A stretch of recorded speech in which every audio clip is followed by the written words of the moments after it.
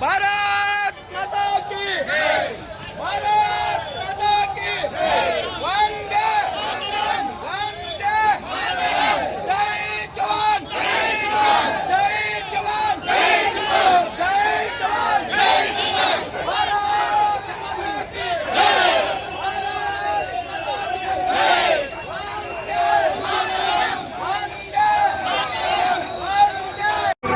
पाकिस्तान मुर्दाबाद पाकिस्तान मुर्दाबाद हिंदुस्तान जिंदाबाद हिंदुस्तान जिंदाबाद ಪಾಕಿಸ್ತಾನ ವಿರುದ್ಧವನ್ನು ಗೆದ್ದಿರ್ತಕ್ಕಂಥ ವೀರ ಸೈನಿಕರಿಗೆ ವೀರ ಸೈನಿಕರಿಗೆ ವೀರ ಭಾರತದ ಸೈನಿಕರಿಗೆ ಹಿಂದೂಸ್ತಾನ ಸೈನಿಕರ पाकिस्तान मुर्दाबाद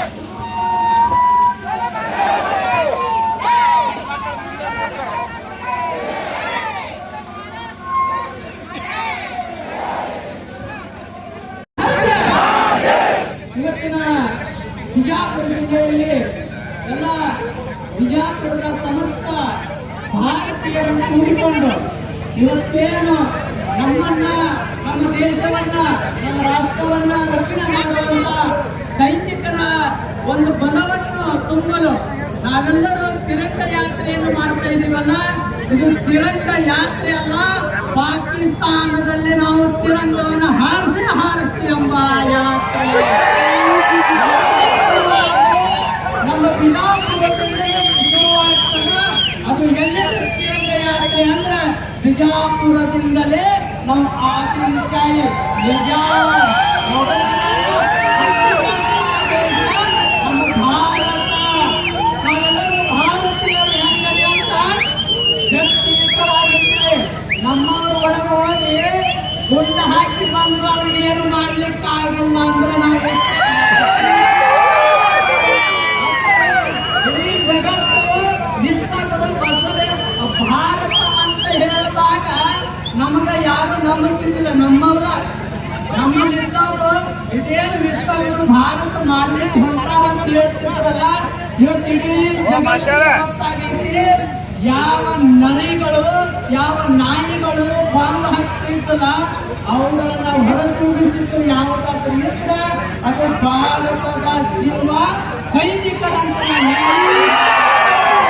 ಇವತ್ತು ಪಾಕಿಸ್ತಾನ ಅಲ್ಲ, ಅದು ಪಾಕಿಸ್ತಾನ ಅಲ್ಲ, ಅದು ಭಾರತದ ಒಂದು ಅಂಗ ಐತಿ. ಇವತ್ತಲ್ಲ ನಾಳೆ ನಾವೆಲ್ಲರೂ ಒಂದಾಗಿದ್ರೆ, ನಾವೆಲ್ಲರೂ ರಾಷ್ಟ್ರಕ್ಕಾಗಿ ದೇಶಕ್ಕಾಗಿ ನಾವು ಎಲ್ಲರೂ ಪ್ರಾಣವನ್ನು ತ್ಯಾಗ ಮಾಡಿದ್ರೆ ಪಾಕಿಸ್ತಾನ ಅಲ್ಲ, ಇಡೀ ನಮ್ಮ ಎಷ್ಟು ಅಖಂಡ ಭಾರತ ಇತ್ತು ಆ ಅಖಂಡ ಭಾರತ ನಮಗಾಗುತ್ತದೆ.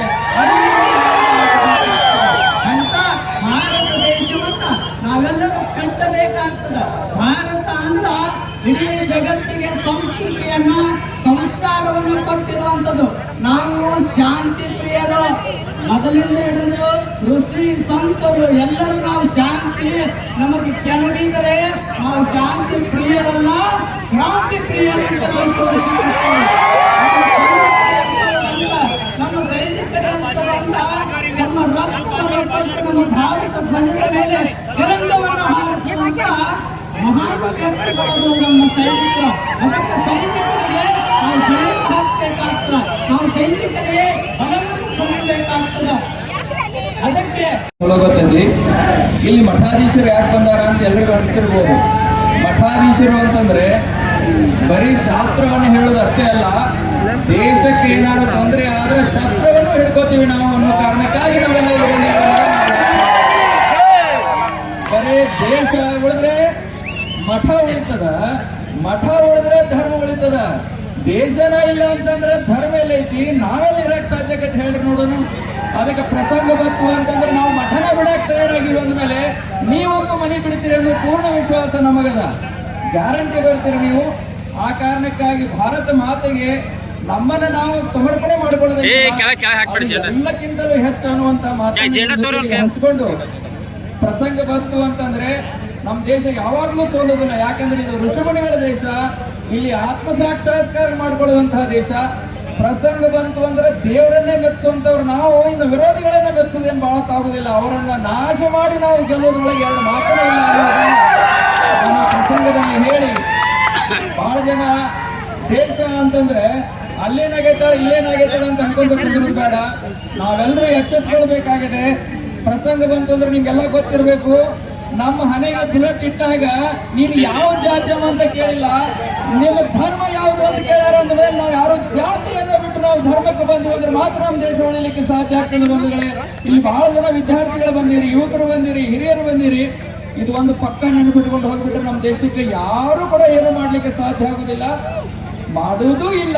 ಪ್ರಸಂಗ ಬಂತಂದ್ರೆ ಮೇಲೆ ನಿಂತಿರುವಂತಹ ಎಲ್ಲ ಕಾವ್ಯಧಾರಿಗಳು ನಿಮ್ ಜೊತೆಗೆ ಇರ್ತಾರೆ, ಇದ್ದೇ ಇರ್ತಾರೆ, ಈಗ ಅದಾರ ಅನ್ನುವಂತ ಮಾತನ್ನ ಈ ಸಂಗತಿಯಲ್ಲಿ ಹೇಳಿ ಇಂತಹ ಪವಿತ್ರ ಕಾರ್ಯದಲ್ಲಿ ಭಾಗವಹಿಸಲಿಕ್ಕೆ ಅವಕಾಶ ಮಾಡಿಕೊಟ್ಟಿರುವಂತಹ ನಮ್ಮ ಎಲ್ಲ ನಾಯಕರಿಗೆ ಮತ್ತೊಮ್ಮೆ ಧನ್ಯವಾದಗಳನ್ನು ಹೇಳಿ ನಾನು ಮಾತಿದ್ದೇನೆ. ಓ ನನ್ನ ಭಾರತೀಯರೇ, 1999ರ ಕಾರ್ಗಿಲ್ ಯುದ್ಧದಲ್ಲಿ ಪಾಕಿಸ್ತಾನ ಮಾಡಿದ ಅತಿ ಅನ್ಯಾಯದ ಕೆಲಸವನ್ನ ವಿಶ್ಲೇಷಿಸುತ್ತೇನೆ ಗುರುಗಳೇ. ಒಬ್ಬ ಲೆಫ್ಟಿನೆಂಟ್ ಸೌರಭ್ ಖಾಲಿ ಅವರನ್ನ ಗಸ್ತು ಪಡೆಯ ಮುಖ್ಯಸ್ಥ ಭಾರತೀಯ ಸೇನಾನಿಯನ್ನ ಹಿಡಿದು ಅವನ ಮೇಲೆ ಅಮಾನುಷವಾಗಿ ದೌರ್ಜನ್ಯವನ್ನು ಎಸಗಿ ಅವನ ಕಿವಿಯಲ್ಲಿ ಕಬ್ಬಿಣದ ಸಲಾಟೆಯನ್ನು ತುರುತ್ತಾರೆ, ಕಣ್ಣನ್ನು ಕಿತ್ತಾರೆ, ನಾಲಿಗೆಯನ್ನು ಕತ್ತರಿಸ್ತಾರೆ. ಅದು ಆ ವೀರ ಯೋಧ ಯಾವತ್ತು ಭಾರತ ದೇಶದ ಸ್ವಲ್ಪ ಶಕ್ತಿಯನ್ನ ಬಿಟ್ಟುಕೊಡದೆ ಭಾರತ ಮಾತೆಯ ಗೌರವವನ್ನ ವಿಶ್ವದಾದ್ಯಂತ ಪರಿಚಯಿಸಿದ್ದು ಇದೇ ನನ್ನ ಭಾರತ ದೇಶದ ಸೈನಿಕ. ನನ್ನ ಭಾರತ ದೇಶ ವಿಶ್ವಗುರು ಆಗ್ತದೆ ಅನ್ನುವಂತ ಮಾತನ್ನು ನಾವು ಹೇಳ್ತಾ ಇರ್ತೀವಿ. ಇವಾಗ ನಾನು ಹೇಳ್ತೀನಿ, ಭಾರತ ವಿಶ್ವಗುರು ಆಗೋದಿಲ್ಲ, ಭಾರತ ವಿಶ್ವಗುರು ಇದೆ, ಇರ್ತದೆ, ಇತ್ತು ಅಂತ ಹೇಳೋದನ್ನ ಎಪ್ಪಸ್ತೇನೆ. ಯಾಕಂದ್ರೆ ಭಾರತಕ್ಕೆ 1991ರ ಸರ್ವಧರ್ಮ ಸಮ್ಮೇಳನ ಚಿಕಾಗೋ ಭಾಷಣದಲ್ಲಿ ಈ ಸನಾತನ ಧರ್ಮವನ್ನ ವಿಶ್ವಕ್ಕೆ ಪರಿಚಯಿಸಿದ ಸ್ವಾಮಿ ವಿವೇಕಾನಂದರಿಗೆ ಜನ್ಮ ನೀಡಿದ ಈ ಭೂಮಿ ಪುಣ್ಯ ಭೂಮಿ ವಿಶ್ವಗುರು ಅಂತ ಹೇಳ್ತೇನೆ.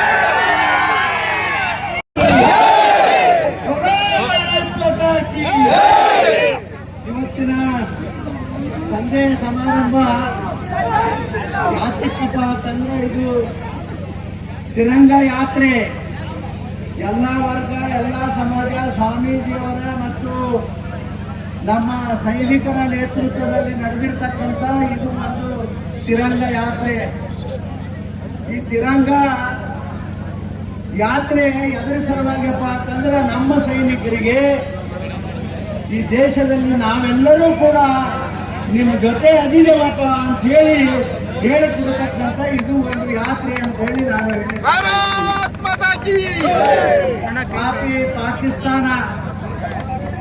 ಪಾಕಿಸ್ತಾನ ಮಾಡಿರ್ತಕ್ಕಂಥ ಕೆಲಸಗಳಿಗೆ ನಮ್ಮ ಆಪರೇಷನ್ ಸಿಂಧೂರ ಅಂತಕ್ಕಂಥದ್ದು ಪ್ರತಿ ಉತ್ತರವನ್ನ ಈಗಾಗಲೇ ನೀಡಿದೆ. ಆದರೆ ಇವತ್ತು ನಾವು ಜಗತ್ತಿನಲ್ಲಿ ಯಾರಿಗಿಂತಲೂ ಹಿಂದಿಲ್ಲ ಅನ್ನತಕ್ಕಂಥದ್ದು ಈ ಸಿಂಧೂರ್ ಆಪರೇಷನ್ ಇಂದ ನಮ್ಮ ನಾಯಕ ನರೇಂದ್ರ ಮೋದಿ ಅವರು ಈ ಜಗತ್ತಿಗೆ ತೋರಿಸಿಕೊಟ್ಟಾರ ಅಂತಕ್ಕಂಥ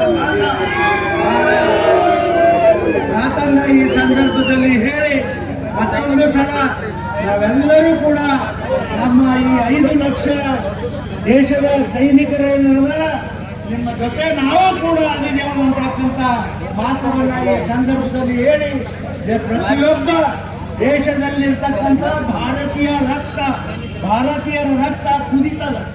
ಅದು ಮುದುಕರಾಗಿರ್ಲಿ, ಹರೆಯದವರಾಗಿರ್ಲಿ, ನೋಡಿ ನಮ್ಮ ಯಜಮಾನರುಗಳು ಎಲ್ಲ ಯಜಮಾನರುಗಳು ಬಂದಾರ, ಅವರ ರಕ್ತವು ಸಹಿತ ಕುದಿತದ. ಬರೀ ಅಷ್ಟೇ ಅಲ್ಲ ಅನ್ನತಕ್ಕಂಥ ಮಾತವನ್ನ ಬಹಳ ಸ್ಪಷ್ಟವಾಗಿ ಹೇಳಿ ನಾವೆಲ್ಲರೂ ಕೂಡ ತಿರಂಗ ಯಾತ್ರೆಯಲ್ಲಿ ಇವತ್ತ ನಾಳೆ ಇದ್ರೂ ಕೂಡ ಅತ್ಯಂತ ಸಂತೋಷದಿಂದ ತಾವೆಲ್ಲರ ಭಾಗವಹಿಸಿದಿರಿ.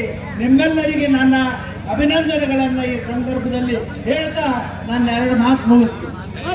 ಭೂಮಿ ಓ ಜನನಿ ಜನ್ಮ ಭೂಮಿ, ಜನ್ಮ ಜನುಮದ ಪುಣ್ಯದ ಫಲವೋ, ಕರುಣೆಯ ತೋರಿದ ಒಲವಿನ ಬಲವೋ, ಬಂದಿಯ ಧರೆಗೆ ನಿಮ್ಮಡಲೊಳಗೆ ಕೋಟಿ ಕೋಟಿ ಜನ ಸೋದರರನಗೆ, ಕೋಟಿ ಕೋಟಿ ಜನ ಸಹೋದರರನಗೆ. 1000 ಜನುಮವು ಬಂದರೆ ಬರಲಿ, 1000 ಜನುಮ